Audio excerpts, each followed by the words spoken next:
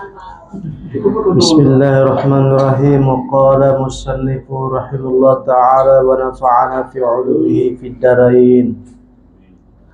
Wa istahabbu ay yashaba fi safarihi asa wa yastahidu alla yakhluwa minha lima ruya Maimun ibnu Mihran Ibn Abbas radhiyallahu anhuma qala imsakul asa sunnatul anbiya wa alamatul mu'minin.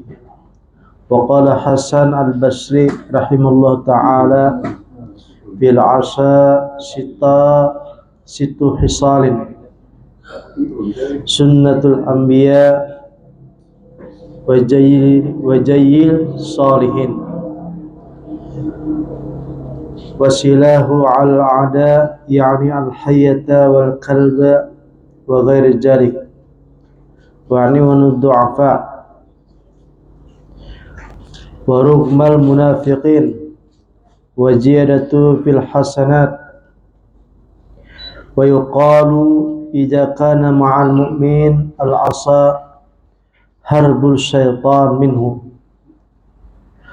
فخشع منه المنافق والفاجر وتكون قبلته إذا صلى وقوته إذا أعيا وفيها منافع كثيرة كما قال الله تعالى في قصة موسى عليه الصلاة والسلام هي عصاي أتوقع عليها وأحس بها على غنمي wali fiha ma'arifu ukhra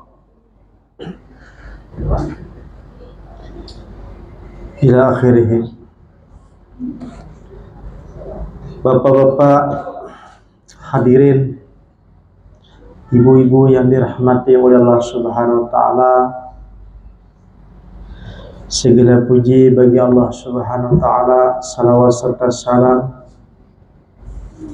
selalu kita curahkan kepada Nabi Agung Muhammad sallallahu alaihi wasallam. Sedikit kita membacakan tentang masalah sunnahnya ketika berjalan. Jadi disunahkan berjalan itu pakai tongkat. Apabila kita sudah berumur misalnya kan, disunahkan kita tuh memakai tongkat. Jadi tongkat tadi dipadahkan di sini adalah sahib, kawan. Jadi ujah Syekh Abdul Qadir Al-Jailani, jangan sepi daripada tongkat. Jadi tongkat tadi menjadi kawan ketika kita berjalan. Nah, tapi kalau bertongkat kan kelihatan Tuhan benar ya. Nah, tapi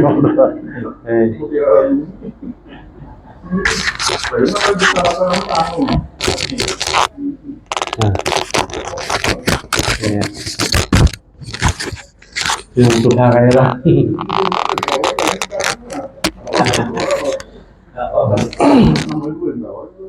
Jadi disunahkan yaitu bertongkat ketika berjalan, karena ada satu riwayat daripada Maimun ibnu Mihran daripada Ibnu Abbas radhiyallahu anhuma, dan Nabi sallallahu alaihi wasallam bersabda, jahidin imsakul asa sunnatun, mengikuti tongkat itu ada sunnah. Sunnah siapa? Yaitu sunnah al-anbiya. Jadi para nabi rata-rata besi tongkat. Wa alamatul mu'minin, dan alamat tanda orang mukmin. Ini kan sekedar tahu benhal kita nih. Mengamalkannya itu tersabar aja. Kapan-kapan kita mengamalkan bertongkat. Dan berkata juga Hasan al-Basri rahimahullah ta'ala bil asa situn hisalin. Jadi ketika bertungkat itu mewarisi sifat 6. Maksudnya ibaratnya kalau orang bertungkat tuh mendapatkan 6 sifat atau mewarisi sifat dari siapa? Yang pertama sifatnya Nabi bertungkat. Yang kedua jahidin pakaian orang soleh bertungkat. Kemudian yang ketiga senjatanya orang-orang beriman atas musuh. Yang dimaksud musuh di sini adalah al-hayata, yaitu adalah ular. Nah. Wal kalba dan anjing nama mano menggonggong. Saya mengukul wa ghairi jari dan lain-lainnya. Kegunaan tungkat tadi kan. Wa anwanud du'afa dan menolongi bagi orang yang penyakitan betisnya. Lemah, asam urat, stroke dan sebagainya. Waruh madul munafikin dan salah satunya juga kada disukai oleh orang-orang munafik. Wajidatu fil hasanati, nah sakalnya orang bertungkat ini tambah gagah dan tambah bungas. Banum karena ibaratnya bisi batis bertambah kan. Banum boy. Jadi bertungkat ini ada bibinan kada lalakan sama saja. Nah, tapi dilihat juga kan bertungkat kitanya. Ibaratnya kalau mampu aja berjalan pakai batis, berbatis ya dulu kan. Karena kan tradisi orang Arab, semakin berumur awaknya ganal-ganal. Nah, itu pulang berat. Kalau kita nih alhamdulillah kada berkenal.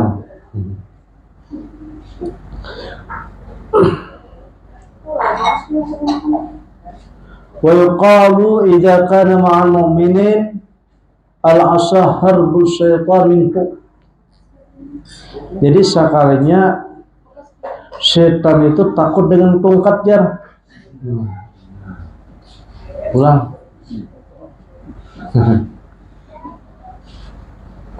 Wa khasha'a minhu al-munafiq wal fajir.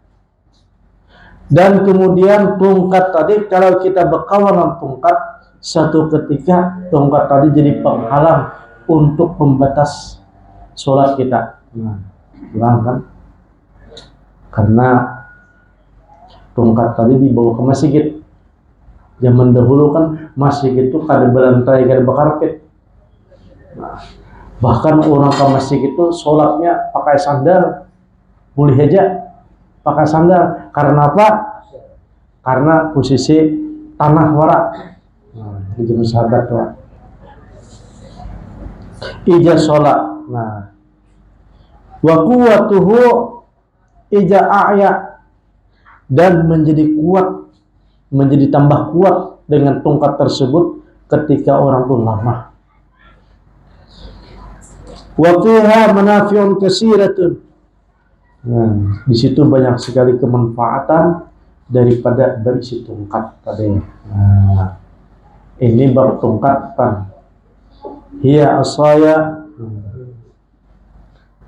Kemudian paslun pulang. Ini ada adab pulang, adab. Nih habis sudah yang tadi itu tentang adab berkawan atau berjalan. Ini tentang adab yang lain pulang. Wala yajuju hisa'u syai'in min hayawan. Ini kada boleh lah kita nih hidup bersosial dan hidup juga ibaratnya sesama makhluk Allah.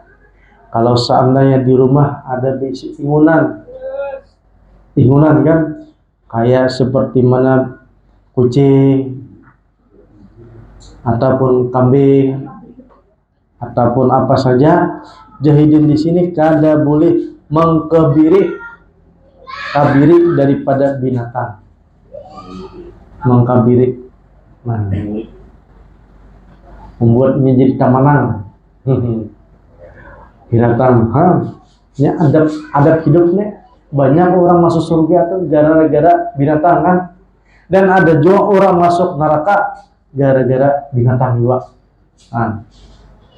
Di zaman Bani Israel kan ada perempuan masuk surga, asbabnya tuh meminumnya anjing kan. Asbabnya tuh habis itu akhirnya orang tuh jadi orang ahli tobat dan orang tuh ahli ibadah dan menjadi wali-wali Allah. Gara-gara pelacur deh meminum anjing. Dan ada juga orang ahli ibadah masuk neraka sebabnya gara-gara mengurung kucing. Ada dikasih makan. Akhirnya mati kucing tersebut. Gara-gara matinya kucing, laknatullah Allah, marahnya Allah datang kepada orang tersebut. Akhirnya orang tuh kada taat lagi, jadi ahli maksiat, lawas kelausan, mati dalam keadaan su'ul khatimah. Nah itu tuh. Jadi di sini ceritanya tuh kada boleh dengan binatang mengkabiri.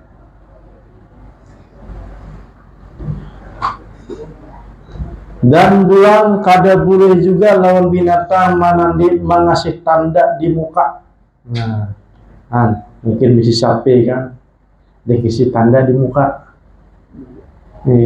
Atau besi kucing dibilaskan hidungnya kan.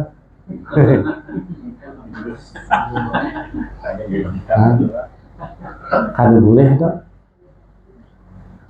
Alama maqala Abu Talib anhu di anna Nabi sallallahu alaihi wasallam naha ayyahsa kulli nasalin minal bahaim.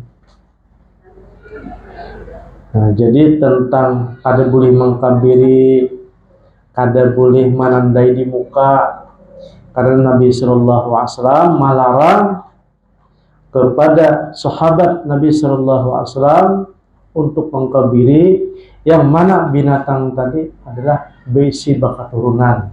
Kada boleh tak? Karena kalau dibuka kantor kasap kebinatangan, kasap dengan binatang, sekali-sekali orang tuh akan mendengar bahasa binatang tersebut kalau dibukakan kasap ya. Tapi karena kita nih kada kasap, akhirnya kada tahu binatang tadi apa nang dipanggilkan. Karena Nabi itu bisa bahasa burung, bahkan bahasa bahasa binatang, bahkan bahasa batu bisa menangis, pohon bisa menangis. Makanya alhamdulillah kita ini kita dibukakan kasap. Kalau seandainya kita dibukakan kasap, kita terganggu. Sedikit-sedikit melihat kucing berpandir lawan kita, sedikit-sedikit melihat batu berpandir lawan kita, terganggu kita. Tapi kalau wali-wali Allah subhanahu wa ta'ala, ini tuh bisa berpandir. Jadi ibaratnya bukan nang jahir ini berpandir, bukan nang panca indera ini berpandir, lain. Ruhaniyah tuh lawan ruhani kucing tadi berpandir. Karena setiap daripada alam-alam sebertaan ini ada ruhnya, ada ruhaninya. Batu tuh ada ruhaninya, kayu ada ruhaninya, samut ada ruhaninya, kucing ada ruhaninya, burung ada ruhaninya. Sama binatang aja kita arhamar rahimin, kalau apalagi sama manusia kasih sayang. Jadi kalau orang tuh kalau diberikan oleh Allah Subhanahu wa ta'ala tentang kekasyapan kepada tadi binatang, atau akhirnya ibaratnya bisa terganggu kita. Jadi alhamdulillah kita kada dibukakan.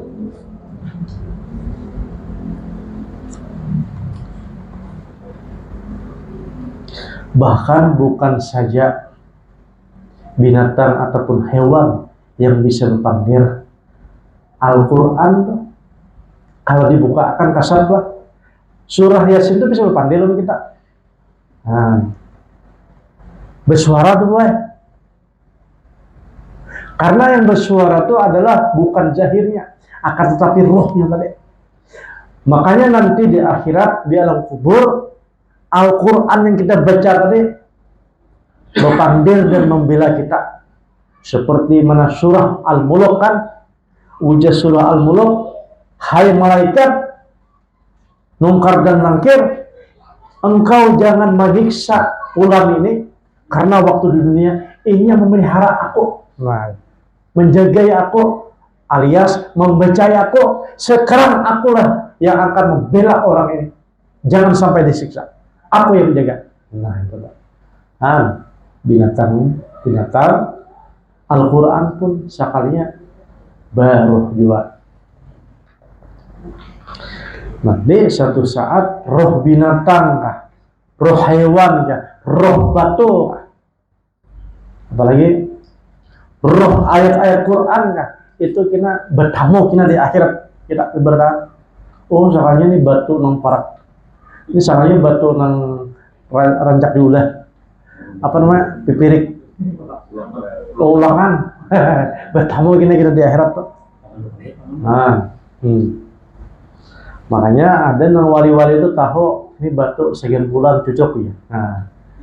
Nah ini aja batu sekian bulan itu cocok. Nah itu tuh berarti hidin tuh mungkin diberi Allah Ta'ala kekasapan tuh. Kasapan. Tapi sedikit aja yang diberi Allah Ta'ala.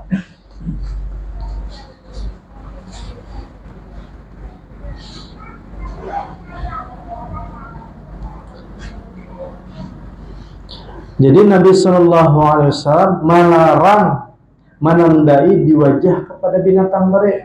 Kira-kira binatang tadi kabungasannya di muka juga. Nah, saya bilas hidungnya.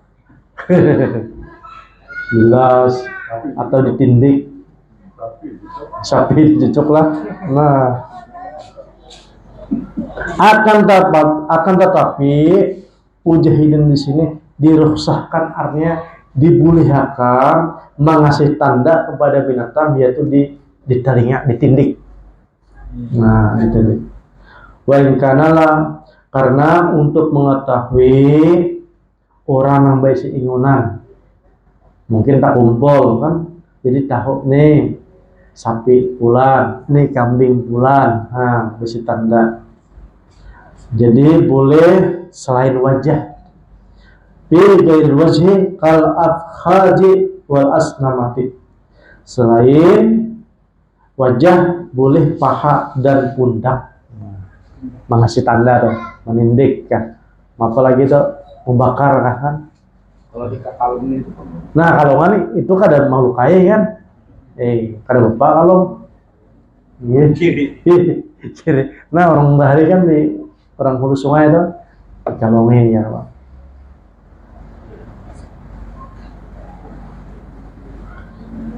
Nah mudah-mudahan ya Allah, kita sedikit aja nih malam ini ya insyaallah. Mudah-mudahan diberkah oleh Allah Subhanahu wa Ta'ala. Mudah-mudahan kita dipahamkan agama, dan mudah-mudahan kita dijadikan orang yang soleh dan hajat kabul seberkah. Al-Fatihah.